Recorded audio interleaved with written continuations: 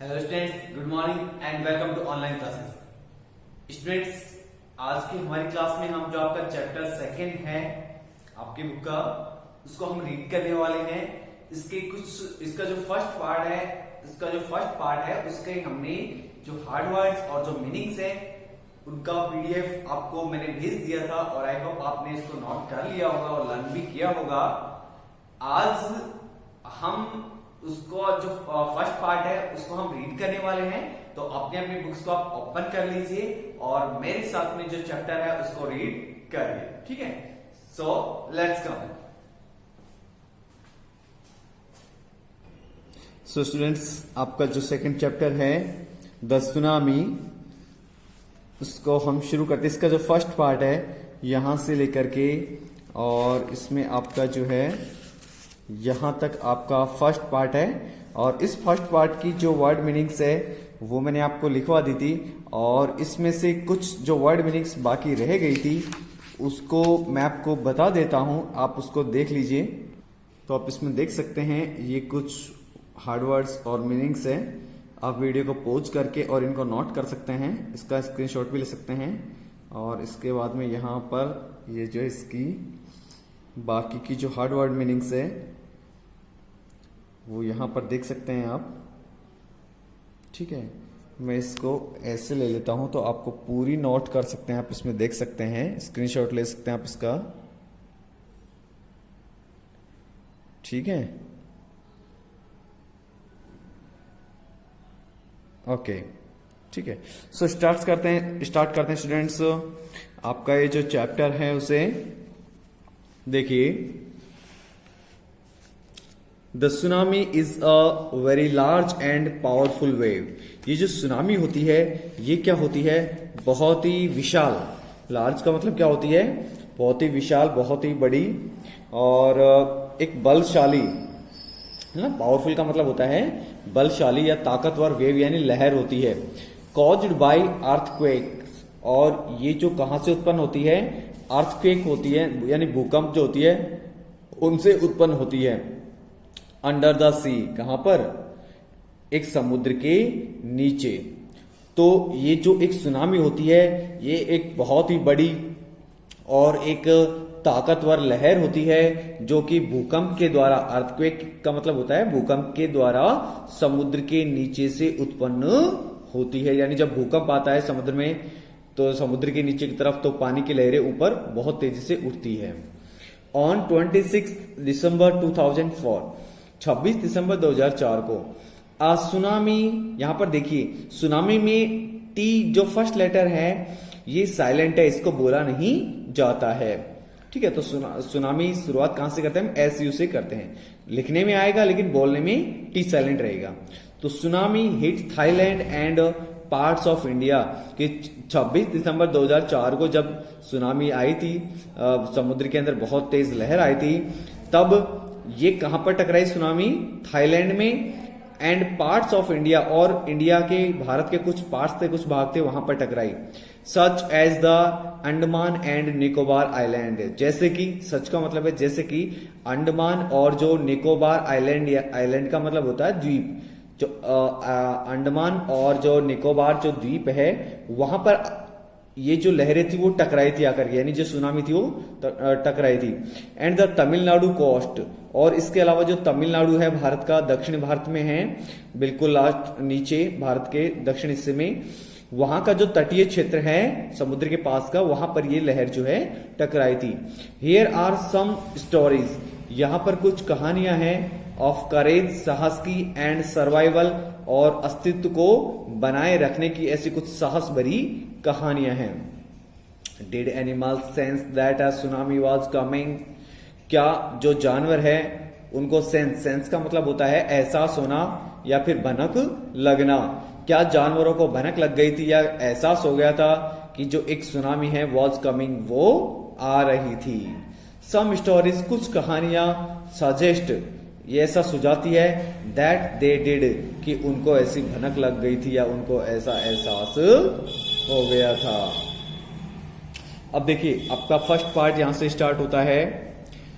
These stories are all from the Andaman and Nicobar आर्कियोपेलागो, कि ये जो सारी की सारी जो कहानियां हैं जो इस चैप्टर में आपके बताई गई है वो सारी की सारी कहां से ली गई है, अंडमान और निकोबार जो आर्कियोपेलागो यानी द्वीप समूह वहां से ली गई है। इग्नेशियस, अब कहानी आपकी शुरू होती है, ये स्टोरी जो है। Ignatius was the manager of a cooperative society in कच्चल। जो इग्नेशियस कौन है, ये व्यक्ति का नाम है। ये क्या था, मैनेजर था, कहां पर, एक कोऑपरेटिव सोसाइटी यानी एक सहकारी समिति में। इन कच्चल की जो सहकारी समिति है वहां पर इग्नेशियस था, व्यक्ति था, वो क्या था, एक मैनेजर था। His wife woke him up at 6 AM। उसकी जो पत्नी है, वाइफ है, उसने वॉक हिम अप, उसको उठाया एट 6 AM, सुबह 6 बजे। बिकॉज, क्योंकि सी फेल्ट एन अर्थक्वेक, क्योंकि सी उसने फेल्ट महसूस किया, एन अर्थक्वेक एक भूकंप उसने महसूस किया, भूकंप का झटका उसने महसूस किया। Ignatius carefully tick his television set of. Ignatius ने केयरफुली, सावधानी पूर्वक, took his television set of, उसने जो उसका टेलीविजन सेट था उसको उठा करके नीचे रख दिया। इट्स टेबल, जो जिस टेबल पर रखा हुआ था वो टेलीविजन, उसको उठा करके रख दिया कि कहीं गिर ना जाए और टूट ना जाए। And put it down on the ground, और उसको जमीन पर नीचे रख दिया। सो दैट, ताकि it would not fall and break, ताकि ये गिर नहीं जाए और टूट नहीं जाए, इसलिए उसने उसे उतार करके नीचे रख दिया। Then the family rushed out of the house. उसके बाद में, देन यानी उसके बाद में, तब द फैमिली जो पूरा परिवार है, रश्ड आउट का मतलब होता है तेजी से, आउट यानी वो बाहर निकले, ऑफ द हाउस, घर से बाहर निकले। When the tremors stopped, और जब जो ट्रेमोर्स का मतलब है यहां पर कंपन, कि जब जो कंपन है स्टॉप्ड, वो रुक गया। दे सॉ, उन्होंने देखा, द सी, समुद्र को, राइजिंग यानी ऊपर उठते हुए, यानी जो समुद्र की लहरें थी उनको ऊपर उठते हुए देखा। In the chaos and confusion का मतलब क्या है, अस्त व्यस्तता में, ठीक है ना, अस्त व्यस्तता में। Two of his children cot hold, उसने उसके जो 2 बच्चे थे उनको कॉट होल्ड यानी पकड़ा, ऑफ द हैंड्स, हाथों से, ऑफ देयर मदर्स फादर, उसके माता पिता के, एंड मदर्स ब्रदर, और मां के भाई के, और इसके अलावा इसमें जो है, and rushed in the opposite direction. तो हाँ, in the cause and confusion यानी अस्तव्यस्ता में, 2 ऑफ हिज चिल्ड्रन, उसके जो 2 बच्चे थे, caught hold of the hands of their mothers father, कि उन्होंने कॉट होल्ड यानी पकड़े, ऑफ द हैंड्स, हाथों को, ऑफ देयर मदर्स फादर यानी उसकी माँ के पिता के, अर्थात उसके नाना के। मदर्स फादर का मतलब क्या है यहाँ पर, नाना। एंड मदर्स ब्रदर, और मामा यानी माँ का जो भाई है, उसके माँ के भाई यानी मामा के और नाना के हाथ पकड़ करके उसके जो 2 बच्चे थे वो इधर उधर भागे। And rushed in the opposite direction, और वो रश्ड तेजी से दौड़े, इन अपोजिट डायरेक्शन, अपोजिट यानी विपरीत दिशा में, अपोजिट का मतलब होता है विपरीत, और डायरेक्शन यानी दिशा में वो दौड़े। He never so them again, और फिर उसने किसने, इग्नेशियस ने, ही नेवर कभी नहीं, उसने सो यानी देखा, देम उनको, अगेन यानी दोबारा से, और फिर इग्नेशियस ने उनको कभी फिर से दोबारा नहीं देखा। His wife was also swept away, उसकी पत्नी भी स्वेप्ट अवे यानी बह गई, स्वेप्ट अवे का मतलब होता है बह जाना। ओनली द 3 अदर चिल्ड्रन, केवल द 3 अदर चिल्ड्रन, जो दूसरे 3 बच्चे थे, हु केम विद हिम, जो उसके साथ आए थे, वर सेव्ड, केवल वो ही बच पाए थे।